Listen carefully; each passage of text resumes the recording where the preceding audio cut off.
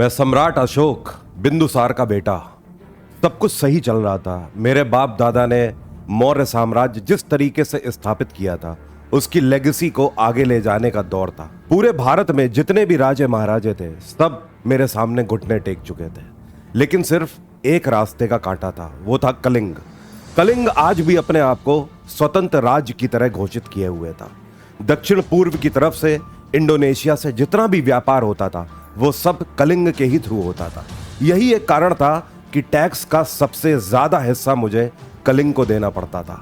कलिंग जब तक अपने आप को स्वतंत्र रखता था, तब तक मौर्य साम्राज्य पूरे भारत में एक छत्र साम्राज्य नहीं स्थापित कर सकता था। एक तरीके से मेरे मान और सम्मान के आगे सिर्फ और सिर्फ कलिंग खड़ा था। फिर क्या था, 261 ईसा पूर्व में कलिंग पर मैंने चढ़ाई कर दी। देखते ही देखते मेरी 10 लाख की सेना के आगे 1 लाख लोग मारे गए कलिंग के अंदर। जब मैंने मिट्टी को हाथ में उठाकर देखा तो वो मिट्टी खून से गीली थी। इतना खून बहा। जब मैं उन जलती हुई चिताओं को देख रहा था तो मेरे दिमाग में सिर्फ एक ही सवाल आया, क्यों? वहीं पर मेरे भाई सुमन का बेटा निग्रोध बैठा हुआ था।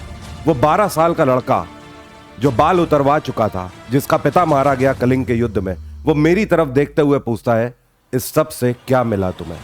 फिर क्या था, हाथ से तलवार छूट गई, शाही वस्त्र उतार दिए, अपना मुकुट हमेशा के लिए त्याग दिया और धम्म नीति को अपनाया। हमेशा के लिए तय किया कि कभी भी अब हिंसा का रास्ता नहीं चुनूंगा। अपने पूरे जीवन भर बौद्ध धर्म का प्रचार प्रसार किया, सांची के स्तूप बनवाए।